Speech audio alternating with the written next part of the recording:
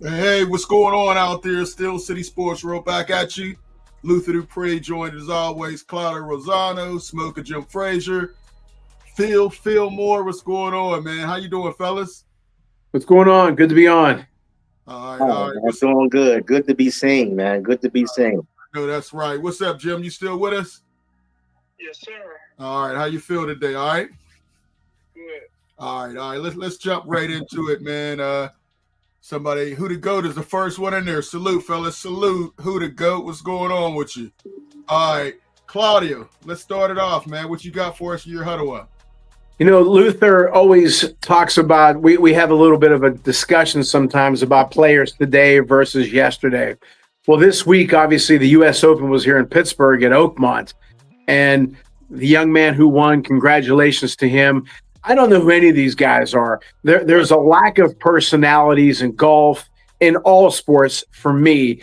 Golf-wise, I grew up watching Arnold Palmer, Lee Trevino, Jack Nicklaus, Gary Player, then later on Greg Norman, my favorite, then Phil Mickelson and John Daly, then Tiger Woods and all that. Those guys had personality. These guys now, I don't know anything about them. I'm sure they all have stories, but it's like drinking tap water. They're bland. That's my opinion. Baseball is even worse. Okay, you ever listen to some of these interviews? Skeens, I know he's the greatest pitcher that ever lived, but they interviewed him about the bobblehead. Did you see the line from PNC Park all the way across the bridge? He goes, no. What'd you think? It's cool. What'd you think of your bobblehead? It's a bobblehead. That's it? I mean, you talk to a Reggie Jackson, Ricky Henderson, a Dave Parker, or any of those guys, or George Brett, a Nolan Ryan. Those guys had personality. Or in football, there's still some personality in football. Basketball doesn't do it for me. I grew up in a great era of basketball with the Dr. J's and the World B. Freeze and all that group. It's now when the Major League Baseball All-Star game comes on, I go to the 1976 All-Star game, 74 All-Star game on YouTube, the NBA All-Star game. I never missed an NBA All-Star game. I haven't watched one in years. I go back to the 82, the 79, Pistol Pete, all the Rick Barry, all those guys, Wes Unseld, Elvin Hayes, Tiny Archibald. I'm 60 years old as that. I'm so lucky to have grown in boxing.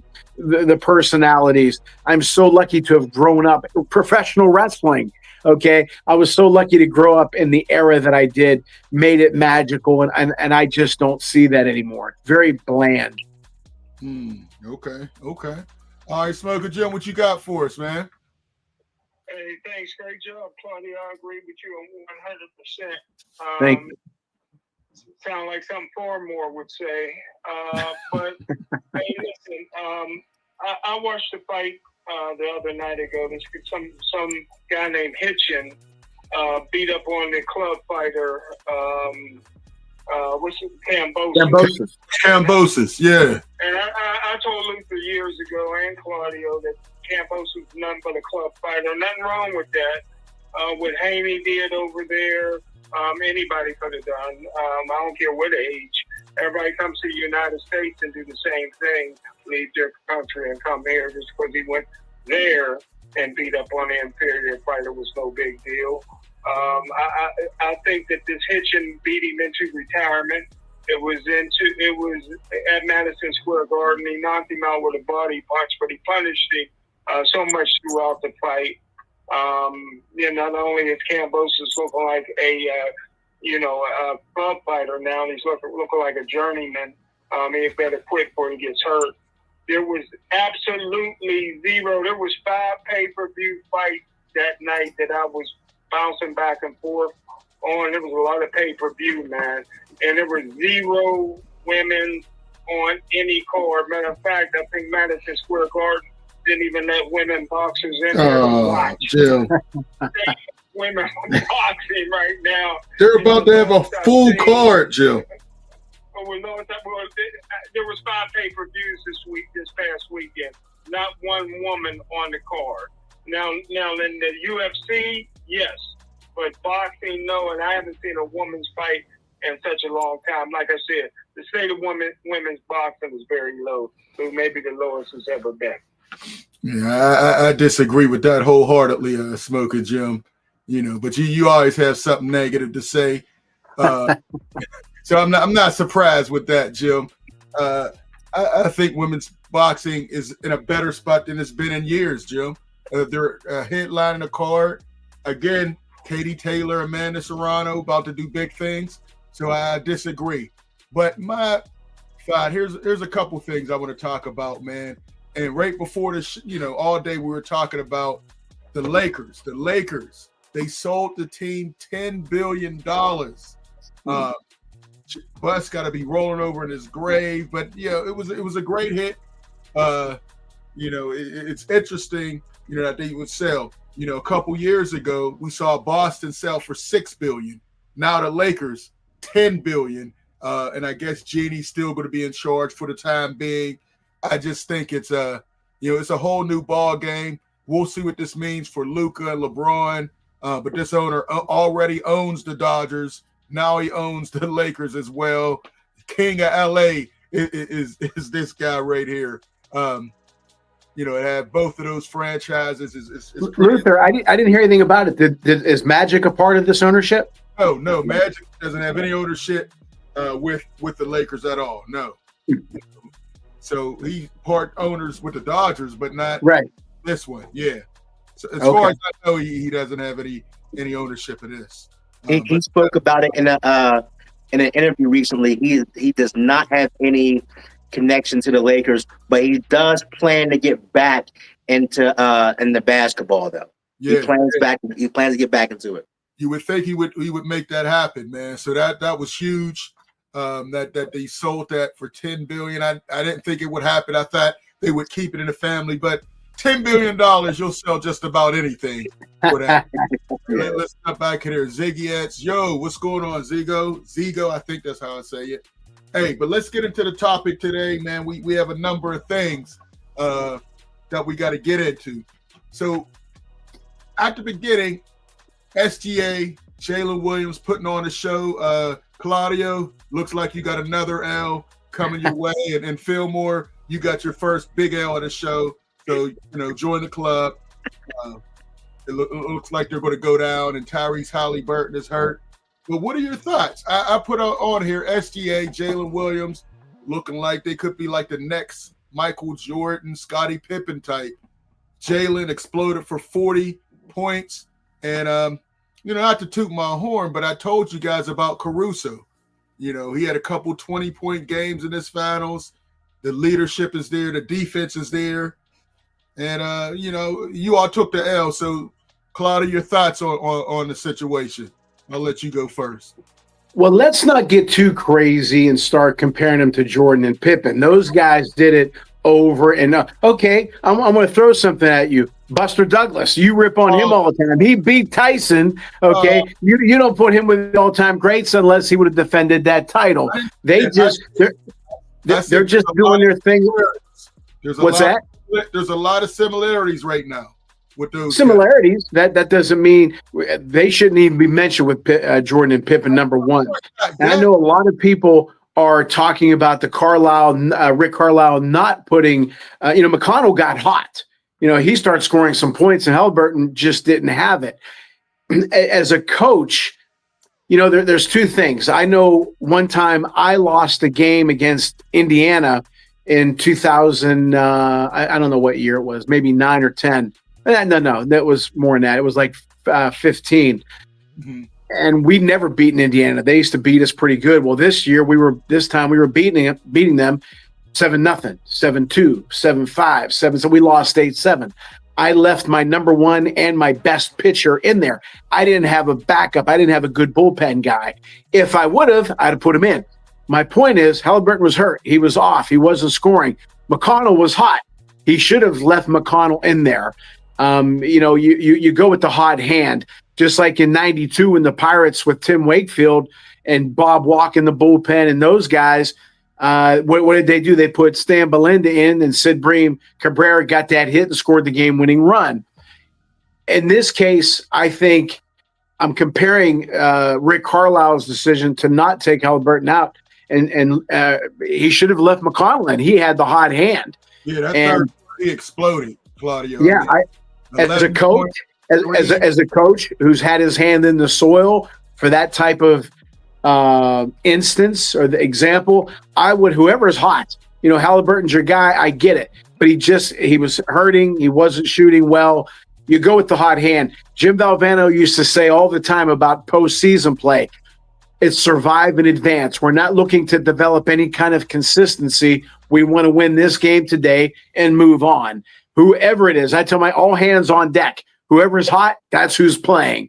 That's the way I go about it. And I think Carlisle would have been better off. He's a great coach, but and he's a championship coach, but I think he'd have been better off leaving the hot hand in and just survive and advance. They still would have lost, Claudio. I mean, they just didn't have it. They'd had a better shot. It was a 2-point game. It was a 2-point game. Thank you. They got down to a 2-point game. They had a shot. And let's not forget that you shut the series is 3-2. It's 3-2. It's 3-2. Halliburton, yes, Halliburton's hurt. It should be 4-1. I don't care what it should be. I mean, I don't care what it should be. It's what it is. I can't say, hey, if Halliburton didn't get hurt, he got hurt. Thursday is going to be 4. The best thing is that team does not have a superstar. Who doesn't have a superstar? The Pacers. They Tyrese have an all-star. He's not a superstar. And as it proves, Halliburton is not a superstar. You sound like Stephen A. He is a superstar. No, he's right, because I think Fillmore, not to put words in his mouth, but superstar? I think Fillmore is saying, how many years has he done it? How many years has he done it? Last year they went to Eastern Conference Finals. He's not a superstar. He's the Chauncey Billups of the Pistons. No. Great, that's a good point. That's a great point. Chauncey Billups was underrated. Fillmore? He's underrated. Yes, he's underrated, but he's no superstar. That's a great point. He's not on the SGA. He's not even Jalen Brown. That's a great point.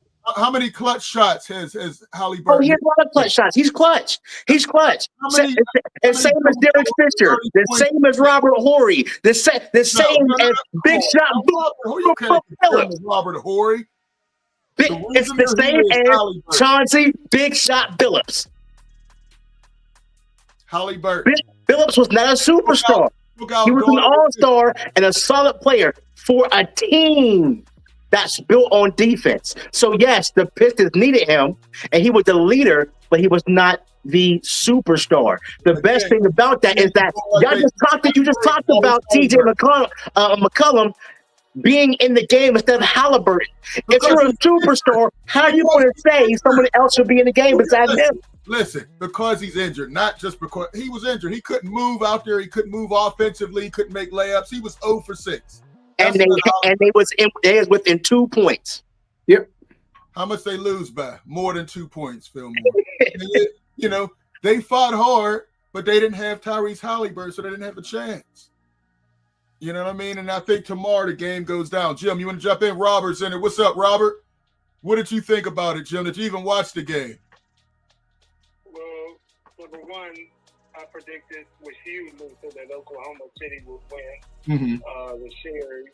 And number two, I could care less about basketball, and I ain't watch a minute of them. Great analysis. Hey, great analysis, Smoking Joe. But listen, back to my original point. I think we're witnessing something special with SGA and Jalen Williams. When your second best player can drop 40 in an NBA Finals like that, these guys are going to be special for a long time. And Chet Holmgren, once he eats a couple steaks and gets in that weight room a little more, we're looking at a next dynasty, Fillmore. I mean, you can shake your head. These guys have it all, everything you want. They got youth. They have jump shots. They can score from every position. Great three-point shooter. A great young coach. I thought Rick Carlisle clearly had the advantage in coaching, but I think as the series has gone on, OKC has gotten better. I think going back to the big lineup was very important these last 2 games. I think starting, Carson Wallace at the beginning of the game, and you haven't done it all playoffs, I think that was wrong. and he fixed that, and they've been much better the last 2 games, and I think they close it out tomorrow. 4-2 series, nothing to be shamed about. OKC was the best team all year. Indiana got hot. They've been the second best team probably since January. So I think they're on their way. I think they really have that potential. Years down the line, we'll see. This is the start of something. This is how it started with the Warriors, with Steph Curry and Clay and Draymond Green. They struggled a little bit. They were down 2-1 against LeBron in Cleveland, and then the dynasty started. We're looking at the next dynasty with OKC. Your thoughts on that, Claudia? Can you see that? Can you see the dynasty? They're young. They don't have a lot of free agents, and they have a stockpile of draft picks coming up. The word dynasty gets thrown around a lot. Chicago Bears were supposed to be a dynasty. A lot of teams are supposed. Again, I never ever say let's wait and see, but let's not get crazy. Let's not because other teams are going to do things too to improve. Okay, and not only that, but we don't know what kind of players they are. That Marvin Hagler, it's hard to go to bed in silk pajamas and wake up at 5 a.m. and go run in 25-degree weather. All right, now the Warriors, even though I think their coach is overrated, they were hungry. They were hungry. The Bulls were hungry. The Celtics were hungry. The Lakers, Chuck Noll, after he won a Super Bowl, his first Super Bowl, he said, how are you going to celebrate? He said, we're not. We're trying to win one next year. And that's what you do. We don't know what this team is yet. We don't know who they are yet. So I'm not going to stick that. Could they be a dynasty? Sure, they could be a dynasty. But I'm not going to label them just yet. No, of course you can. But I'm telling you, I'm the prophet for a reason. I see greatness early, and I see it with OKC. I said it last year that I was a year too early, and now they reached their full potential on that. Hey, real quick, number to call 412-530-5063. The next topic we want to get into now, Jim said he didn't see it, but top 10 receivers. We got a DK Metcalf, and we'll see. He's getting paid like a top 10 receiver. Let's see what you guys have, if you have them at all in your top 10. Fillmore, we got you up front. Who's your top 10 receivers? All right, I'm gonna go from 10 on down. I'm gonna go with 10. All right. There may be some controversy in this, but I'm here for the smoke. All right. So number 10, I like my man Nico Collins with the young man from Houston. I like those two. And Nico is a talented receiver. I'm going with talent as well and skill level. Terry McLaurin, he could be higher on the list, but I think he's one of the most complete receivers in the league. Playing with Jaden Daniels down there, he's going to put up big numbers. 8, I got DK at 8. DK is at 8. Okay. DK's at 8. Yep. Okay. I don't think he's complete as Terry McLaurin, but his physicality puts him over the edge, edges him out. Okay, he's a big dude. You can't press him, and he has speed. So and he's a red zone monster. So I have him at 8. AJ Brown. AJ Brown, yeah. He was the best receiver on the championship team. George Pickens' talent. George Pickens' talent. He's unguardable at 6. He's unguardable. Now, with a CeeDee Lamb, on the other side, he's going to be a regular season all-star. A regular season. You all know what the Cowboys do in the postseason? I ain't counting that. It's a regular season award. Amon-Ra St. Brown, another complete receiver that can run around, got good hands, and got good run after the catch. Tyreek Hill is the scariest player in the NFL. He can go 90 yards on any touch. He's scary as heck. He may not have the complete route tree, but if he get the ball in his hands, he's scary. CeeDee Lamb at 3. Jamar Chase from this little scary narrow behind. I can't stand the Bengals, but I gotta give him his props. And number 1, Justin Jefferson. Ooh, okay. All right, Smoker Jim. I got some. I don't know how George Pickett's made your list, man. He's You talk about, you was just They on, got stick up on his you was hand. just on me about crowning guys before they earn it. George Pickett has had 2,000-yard seasons back to back, no 100-yard catches seasons. Come on, man. He don't deserve to be on that list. He does. Talent-wise, he does. There's a lot of guys with talent. It's what you can produce on the field. He hasn't produced. I don't see him produce. He was top, not last year, the year before. He was top 7 receiver with a guy during Kenny Pickett. He wasn't a top receiver. He was a top 7 receiver. With Kenny Pickett, he was top 7. Look it up. Look it up. No. Top 7 2 years ago. Kenny Pickett. He barely got over 1,000 yards his whole career here. He was top 7 with Kenny Pickett. Look it up. All right. Look at Jim. Yeah, I appreciate in the future when you call my name, you come right to me. But 10 minutes later, you're still calling my name. But hey, listen, I said at the beginning of the show, I always agree with Farmore. Now I want him fired. That list is trash, man. Here's my list. 10D, Brandon Thomas. 10C, Devontae Smith. 10B, Garrett Wilson. 10C, Luka. You're just naming everybody. Puka Nakua, he's talking about. Puka Nakua. There we go. Yeah. Samoan. Number 9, Mike Evans. Number 8, St. Brown. Number 7, you got to get him on here. I can't believe Farmore ain't got him on there. Luke, what he? Oh, he got that. I'm on raw fat. No, I'm not talking about him. Dude, put this guy on number 7 on your list so you won't be embarrassed too. Marvin Harrison. Oh, what? Number. You ain't got Marvin Harrison, dude? Man, no, I don't see him. No, he has talent. He has top 10 talent, but he's not going to produce with Kyler Murray this year. No. He sure did produce last year. No, he didn't have a great year. Number 6, Jordan Addison. Number 6. 5, the Cheetah. Yeah, number 5, the Cheetah. Not only does he eat grass, he eats concrete before the game. Oh, goodness. Number 4B, AJ Brown. Number 4, DK Metcalf. Woo, y'all got him high. Number 3A, CD Lamb.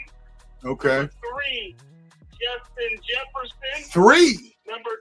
Well, he got to be top 5, Lou. You ain't got him in your top 5? No, that's off. That's kind of cool. All right, who else? Oh, okay. You got to have him in the top 5. Number 2, Jamar Chase. 2. 1B. My man Farmore didn't have him. I was surprised, but that's okay. You probably caught him off guard.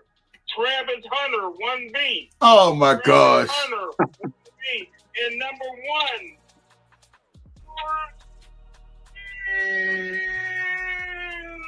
Who? Who's number 1? George Pickens. Number 1. Fillmore. You ought to see the man. Fillmore. Man. You ought to see what me and Luther have to go through on the boxing authorities whenever we do a top 10 heavyweight list. This is what we have to go through. Yeah, that was. I can't believe you and Fillmore have Pickens as a in your top 10. I don't see it. Me and Farmore agree a lot, brother. We agree a lot.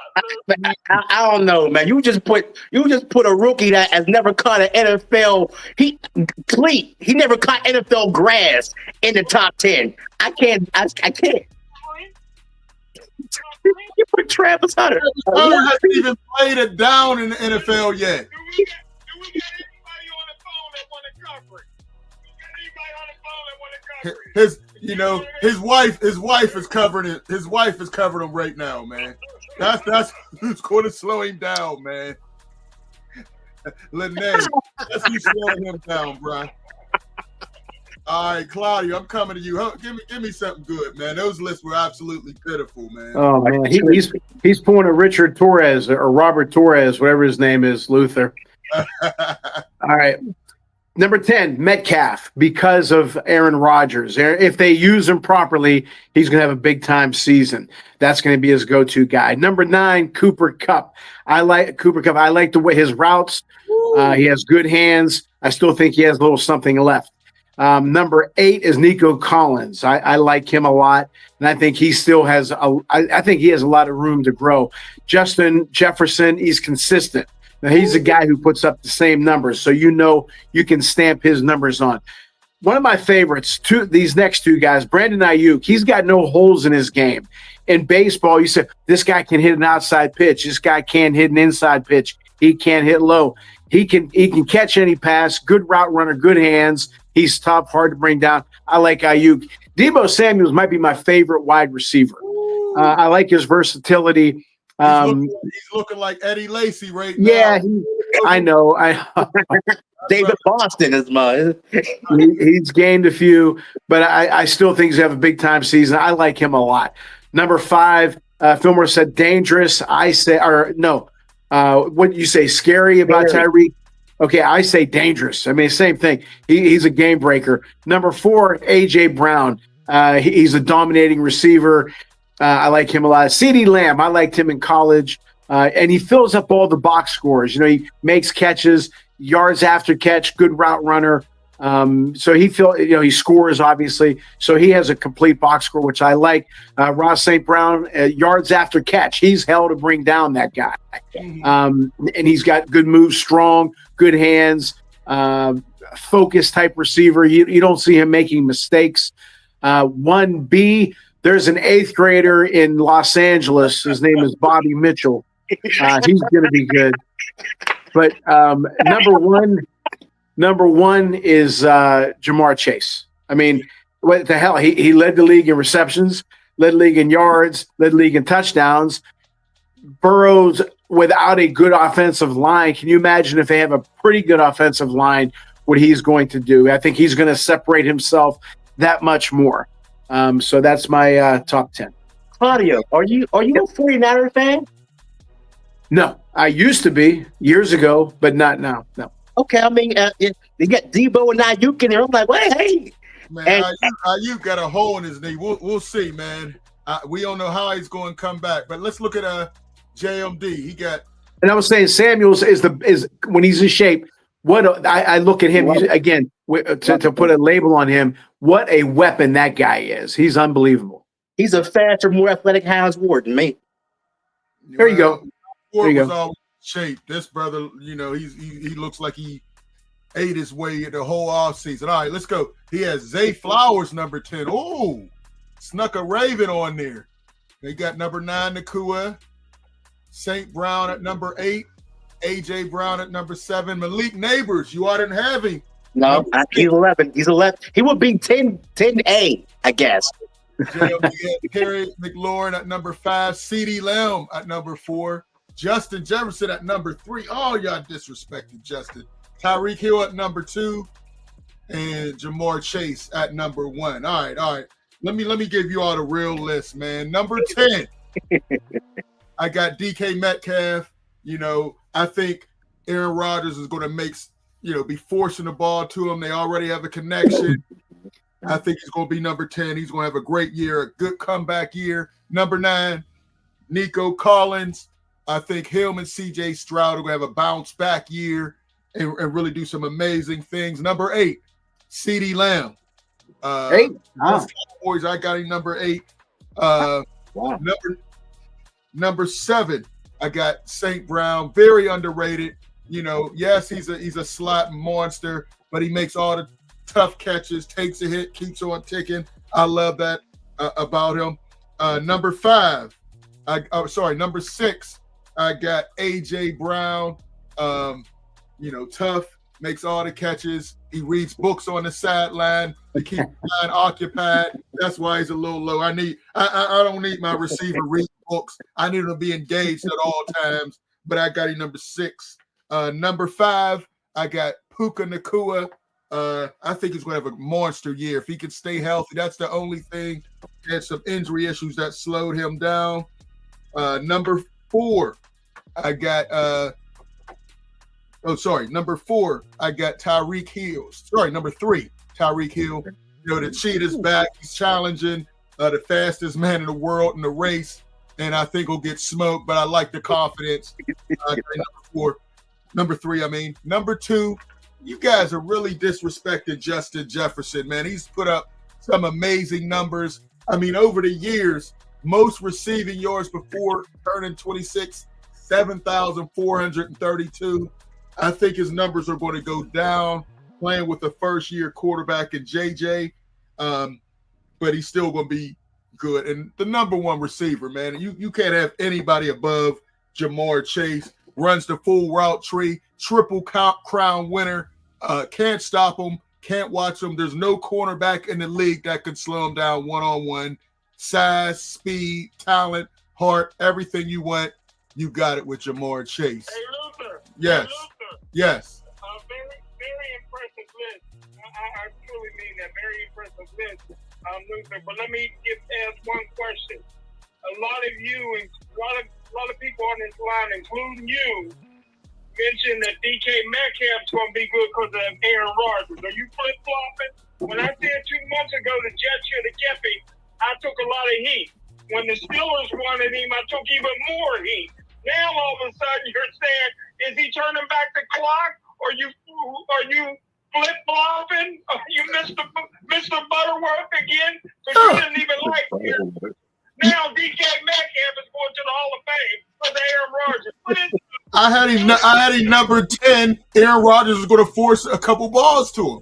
He likes the deep ball. Aaron Rodgers still has arm talent. Where do you got Aaron Rodgers? Not my top 10. Not my top 10 quarterbacks like you. No, he's not going to be there. Name me 10 that you got over. We already did that last week, Jim. Keep up, man. He's not in the top 10. We're not talking about MVP Rodgers. Yeah, and then we did not have him in there, man. I did. I had him in the top 10. Oh, you did. Okay, Claudio. Yeah. Did you have him in the top 10, Jim? Sure did. All right. Who the GOAT is in there? He said those lists are trash. Where your list at, who the GOAT? All right, Lee, Deontay, he drops in number 1. Who put Deontay Johnson? Come on. This guy's terrible. Hey, but going back to that, as we get ready to wrap up, I want everybody to give us a call, 412-530-5063. Let us know your list. DK Metcalf, how do you think he's going to do? So I had him in my top 10. Fillmore, you didn't have him in the top 10. Who? DK, did you? I had him at 8. Oh, okay. Claudia, you had him in the top 10 or no? Yes, I had him at 10. Okay. Because of Aaron Rodgers. Yep. He's got a quarterback to throw to him. But again, let me preface it by saying if the offensive line does their job and the offensive play calling, if they dink and dunk and do all that craziness, I think DK Metcalf can be even higher if they let Rodgers and him use their best attributes. If they dink and dunk and the line isn't any good and all that, then he'll be a non-factor. But if they allow them to be who they are, then I think they'll be big time together. The Jets had a worse line than the Steelers did last year. So, yeah. And I know he's moving Broderick from right to left. He's looking more slim, but I think he has a better chance of, having a better year this year than with Geno Smith. Okay. All right. Hey, we'll see. But I agree. I think. Go ahead, Jim. I'm coming to you, Jim. Go ahead, Jim. You can move it kind of slow coming to me. I had DK Metcalf number 4. I think that's really high, man. I mean, so you're counting double-digit touchdowns, 1,300 yards type. No. Only thing really high is how you're sounding right now. That's the only thing really high. I'm just saying, Ford, last year he had 900 yards and 5 touchdowns. This ain't last year. You said 2024, 2025. Hey, we'll see. We ain't talking 2024. No, I think he's going to have a monster year, Jim. I just don't have him in my top 5. I said top 10 is not a good year. Now that you got Aaron Rodgers, I forgot. You done flip-flopped the shit. You gotta apologize. There's no flip-flop. I think he's going to have a solid year with Aaron Rodgers. Aaron Rodgers can still sling it. I'm not saying he can't sling it, Jim. He can still sling it. 2 months ago when I said the Jets should keep him, he couldn't swing it then. Now he can really swing it because he's been Listen, he was a disaster with the Jets. They had to get rid of him. He wasn't a good quarterback. He was a cancer in the locker room. He got a kid coach fired. He got the offensive line coach fired. I mean, that's why it was other stuff as well. All right, JMD's back in there. Zay Flowers, second best receiver in AFC North after Jamar Chase. Let's go Ravens. Yeah, he's an obvious. There's no way you could put him as the second best receiver when you got DK Metcalf in that division. Jared Judy's going to have a better year than Zay Flowers this year, I think. Another one, nobody had him on the list as well. I like him. E. Higgins is another. Oh, yeah. You know, we didn't have him on the list. So I think there's a lot. So, but obviously JMD's a Ravens guy. Who? Ain't nobody's top 10. Not top 10, but no, well, I'm responding. Yeah, I'm responding to JMD's question. He said Jay Flowers ain't nobody's top. He only had 4 touchdown catches, and he's the first quarterback in Jackson's career to make the Pro Bowl because Jackson can't throw the wide receiver. Oh, Jim, you would find a way to try to slander Lamar Jackson, a 2-time MVP. Zay Flowers had an amazing year, Jim, but I'm just responding to him. I would not consider him the second best receiver in the AFC North. What? He was a Pro Bowler. He was a. But yeah, because listen, because he had Derrick Henry that would get all those touchdowns, and Lamar Jackson would run. Those guys took all the touchdowns, Jim. I'm asking if 4 touchdowns amazing. That's yes or no. He was a pro. I'm assuming no. He's a Pro Bowler. 4 TDs amazing. I He didn't- barely got 1,000 yards. Let's see. He had 1,059, 74. 74.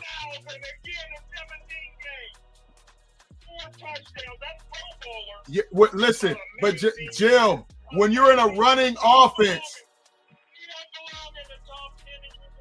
I didn't say he was. JMD said that.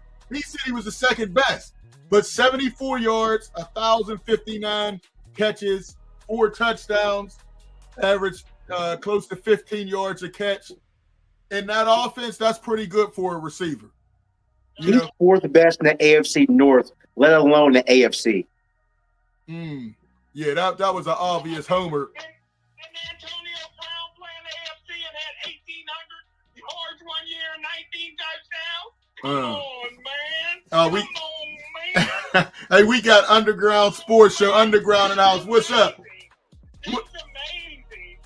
What's up, Underground, man? Go check him out. He does a podcast late night. Appreciate it. JMD is fighting for Flowers. Flowers is elite. He doesn't get enough passes. He's top 10. Come on, man. You looking at it with. He wasn't that good at Boston College. He barely beat out Dino Thompson. Oh, stop, Dino Thompson. Zay Flowers is a solid receiver, but he's not top 10, man. Although I think he'll have even better numbers this year. The receiving core with DeAndre Hopkins, and they got LaJohntay Wester from Colorado. So they're a scary team. And then they just picked up the cornerback, Alexander from Green Bay. I mean, Ravens are loaded. Jim, as I tried to explain to you before, that is a championship roster where they're just adding pieces. They're not looking for a number 2. They have all that stuff developed. They got a great safety in Starks. They just got another cornerback. Team is loaded up. Yeah, I agree. Underground said Ravens are loading up. Ravens look like the team to beat in the AFC this year. Hey, Luther. Uh-huh. Give me $1 million in 2 months and I'll take Alexander. That's about as worst stuff a cornerback ever seen in my life. Alexander can't cover nobody, brother. He's a former Pro Bowler. I tell you what. For $50,000, your son was shaking right now. Oh. Right now. Come on, man. He was injured last year. When he plays, he's a good receiver. I mean, he's a good cover corner. So. 20 years ago, Well, he ain't no big washed up. You understand what washed up is? hey, You was on the phone when a guy washed up all over the place. Jim, I think you're doing a little much with that. All right. Oh, jeez. Going crazy. But yeah, definitely Ravens are loading up, man. Last order of business. Again, number to call if anybody wants to jump in, 412-530-0063. The last thing. So predictions, man. We had a lot of stuff that we had to talk about. Off-season moves. The Steelers, do they stand pat with the number 2 receiver, with what they have, or do you think they add somebody? Fillmore, you've been kind of what you think? They're trying. They are trying to add a legit number 2. But I don't think anyone else is available to really come up off it unless they go into free agency and they get Amari Cooper. That's what I'm saying. I think Amari Cooper. But there's no team that's cut, like the Commanders are going to pay Terry McLaurin, and we don't have enough capital to trade for him unless we're trading TJ.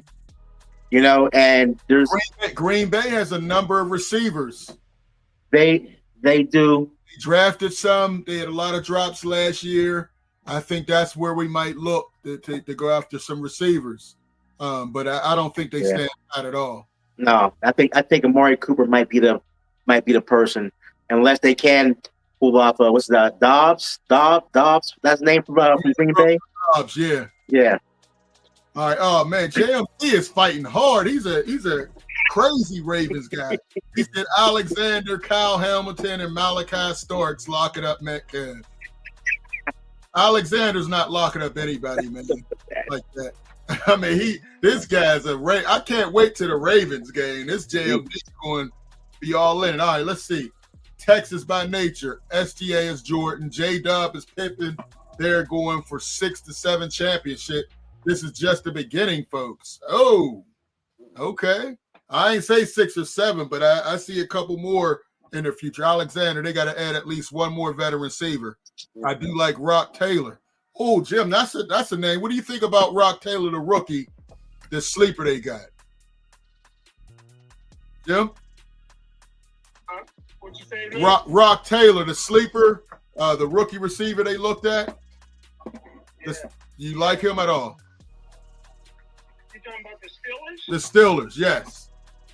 Well, first of all, the Steelers had my number 1 receiver, George Pickens, on a rookie contract. Oh, Jim, let that go. Well, no, I'm not, because I just interviewed him 2 days ago. But anyhow, we won't go into that on this show. But number one, we went through this last year. They couldn't come up with a number 2 guy. This year, they got to pay TJ Watt. They can't fit nobody in under the.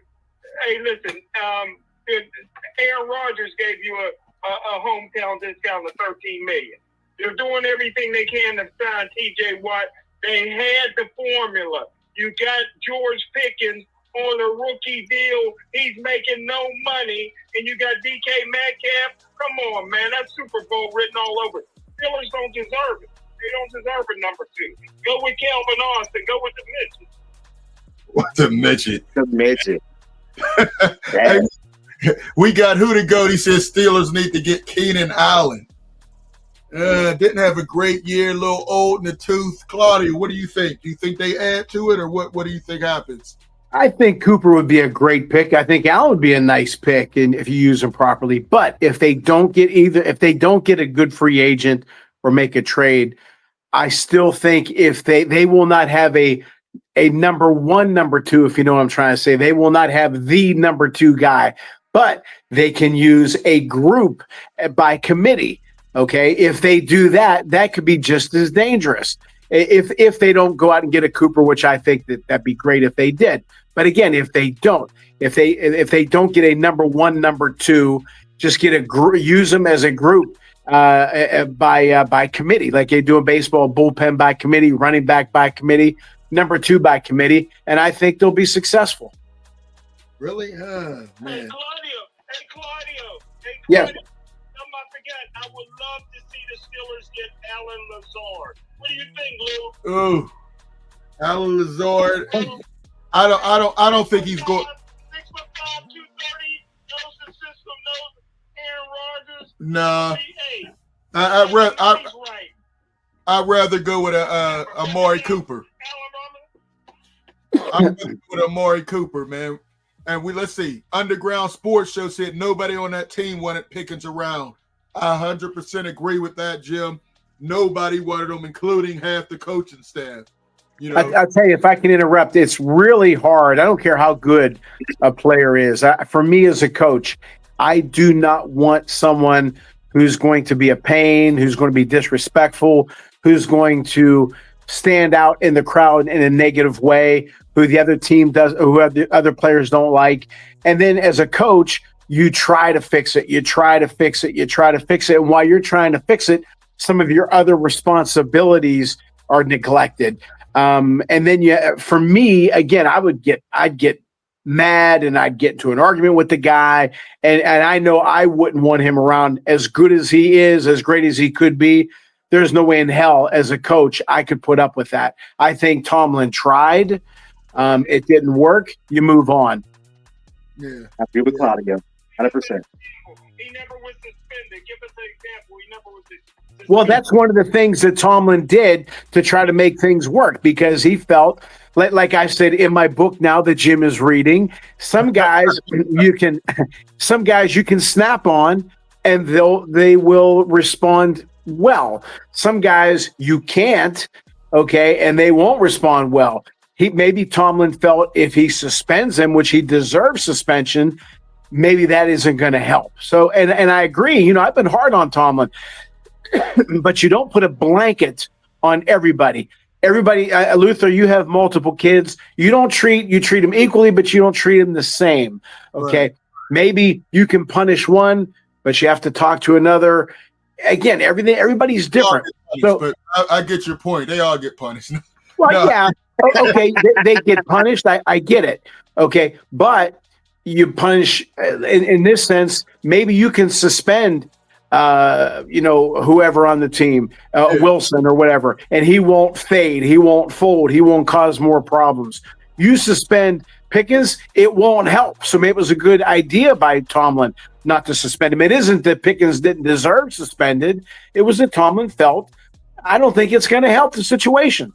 Pickens has been a head coach his whole career. It goes back to his Georgia days, Jim. Right. It didn't start here. Suspension Jim. Come from the coach, it come from ownership. Number one. Number two, I agree with Claudio. The Steelers blew it by getting rid of George Pickens. Nobody said. I didn't hear him say that. Say that. You guys haven't told me one thing George Pickens officially did. The man had one bad game. No, he had way more than one bad game. He had one of the all-time worst games against Cincinnati. Jim, you remember the name Dwayne Thomas, number 33 for the Dallas Cowboys, who had a lot of ability, but for whatever reason, he just didn't mesh with that team. He could have had a great career. He was talented. What's that? He was like George Pickens. Right. He was George Pickens. That's George Pickens. George Pickens was doing the same thing. All right, let's jump into these. Barmore said his second year he had 1,200 yards and 18 yards to catch to lead the NFL with no quarterback. Just think what he would have done this year. He's a great talent. He's great on his field. Up top, though, yeah, he don't have the maturity. He never matured. He doesn't want to mature.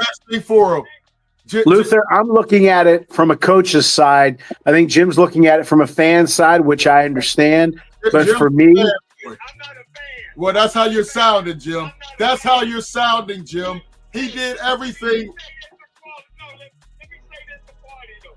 Everybody came out against Dwayne Thomas when he left Dallas Cowboys for the Washington Redskins. Name me one coach or one player you heard say anything bad about George Pickens. All these people saying stuff bad about George Pickens. There was plenty that was saying things anonymous, but they didn't know how it react, Jim. Plenty. Jim, Jim, we Well, you know saw what though? You know what though? If they didn't say anything bad about him, Luther, if they didn't say anything bad about him, maybe that's why they didn't win. Because if he was on another team, the other team leaders, the coach wouldn't have had to do anything. What would have Joe Green, Blunt, Lambert, Russell? What would they have done? Maybe these guys didn't say anything. Maybe that was a problem. Jim, all this line about Pickens. Here's what you need to know, Jim. How many people came out and said, we're going to miss George Pickens? How many people came out and said, oh, man, he's a great player. We're going to miss him. All you heard was silent. You heard nothing. They were glad to see him go. That's why there was no, hey, we're going to miss him. Great talent. I wish he was still here. They were glad to see him go. Radio silence spoke volumes, Jim. Hey, let's jump. Underground said, I'll pass on Lazard. Frank Jackson, Pickens is a cancer. Cowboys were finding out about that nut job. All right. Frank Jackson, Malik Neighbors was way too low on your list. I don't think anybody had him. No. I think JMD is the only one who had him. Great point about Pickens. Yeah, I definitely agree, man. But we'll see. I hope they do add to it. But again, Omar Khan has done this the last 2 years. He had an incomplete wide receiver room. This is the second year in a row where he doesn't have a solid number 2 receiver, and it's it's going to be easy to double team DK Metcalf and take him out of the game, Jim. I hope they get Cooper or they trade for Dobbs from Green Bay. I think those two could be very, very, very powerful. Gabe Davis would have been good, but apparently he's still hurt. He's still hurt. And even when he does play, he's one play away from getting injured, man. Great talent, but the guy's made of glass. There wasn't Cooper Kupp up for trade. Last year he was, I believe so. Last year he was. Yeah. And now he's over at Seattle. Oh, that's right. My fault. That's right. He's at Sam Darnold. That's right. That's right. Would you say, Jim?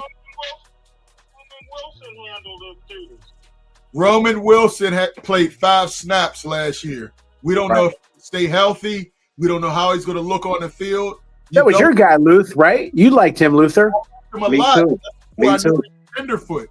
But we'll see. Hopefully I'm using Jim's word. Hopefully he uses this year to get in the gym and get his body a lot stronger. He understands the playbook, and they have confidence with him. Because I think he's a talented player. He's a winner.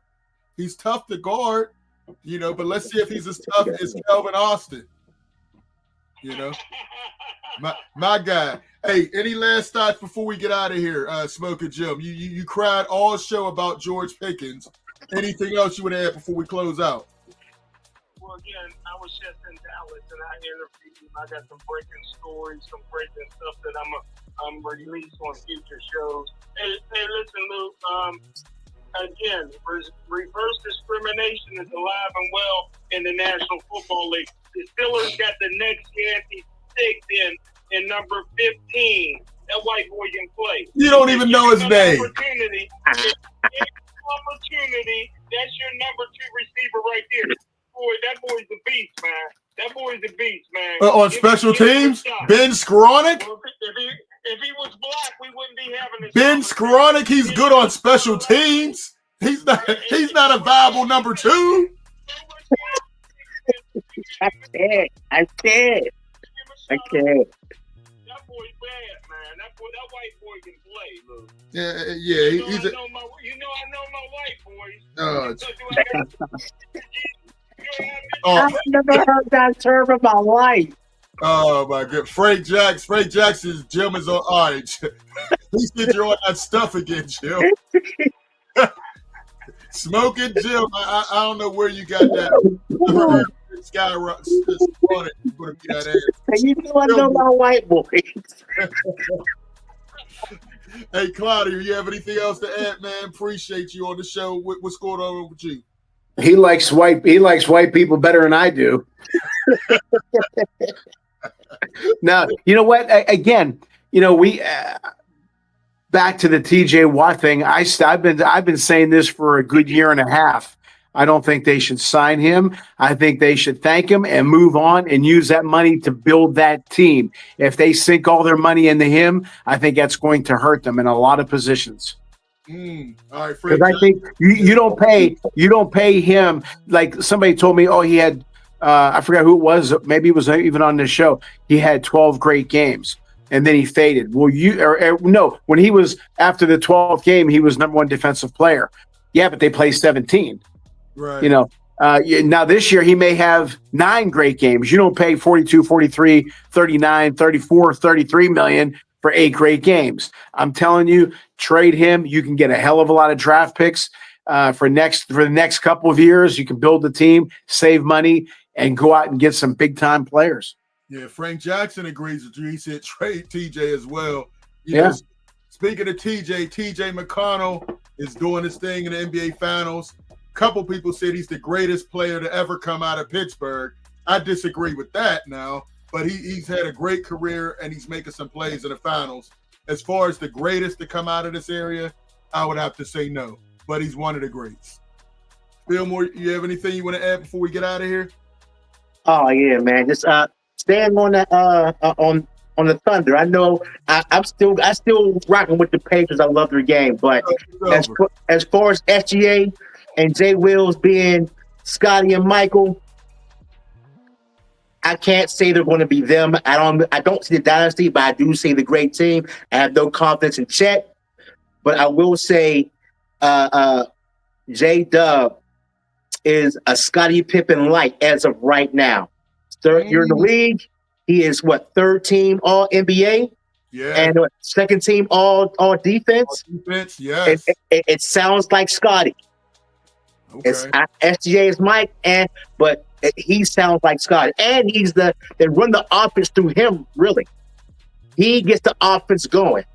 So that same thing Scotty did in the triangle.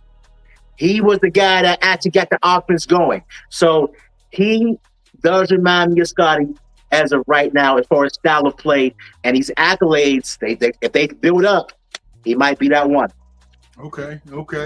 Any thoughts on KD? I think he goes to the I kind of think he's going to end up with the Rockets. You know, Minnesota definitely. New York is out. I don't see Miami having enough. I think the Rockets or the Spurs is where his destination going to be. Any thoughts on that before we get out of here, though? He's a Texas boy, right? He's going to play his final years in Texas. Well, hey, that's where he went to college, but he's from the D.C. area. Okay, all right. You know, we got to see, but I'm claiming, I think he's going back to Texas to one of those teams, Rockets or the Spurs, and I think he'll lose again there. Still won't win a championship with the Rockets. The Spurs would be interesting, but I still don't think he'll win, man. I think he's going to end his career with those 2 championships that he got riding Steph Curry's coattails. You know, he should have. But he was the MVP though. Like how he 2000 MVP. He riding coattails. Oh man, listen.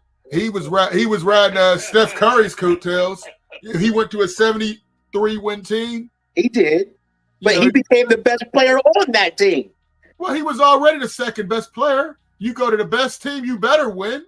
So how he riding? Okay. Well, okay, I just got to ask you this: what has he won without being on that Warriors team? Nothing. He runs scoring talent, own scoring talent, no team accomplishments. He never even went to a conference finals. I don't think he. Well, after he left, no. Yeah. And then when he went before, they lost to the Heat, and then he blew a 3-1 lead. But we'll see. Hey, one more comment is in here. We'll get out of here. The NBA super team days are over. You need a complete team these days. That's what it's looking like. OKC, complete team. Yeah. And you got Indiana Pacers, complete team. So that's a good point. I think, maybe it's over, but you still need that star talent as OKC is showing. They got 2 of the best young players in the game. And despite what you say, I still say Tyrese Halliburton is a superstar. He led his team to the championship, and I think they'll get better. And Pascal Siakam is a very underrated superstar. He doesn't get the credit he deserves either, man. Both of those guys are all-stars, and we'll see. But, hey, thanks for all the calls, man. Underground, check him out. JMD, Frank, Texas, Who the Goat was in here. Lee, appreciate you guys. Check you out next time. Peace.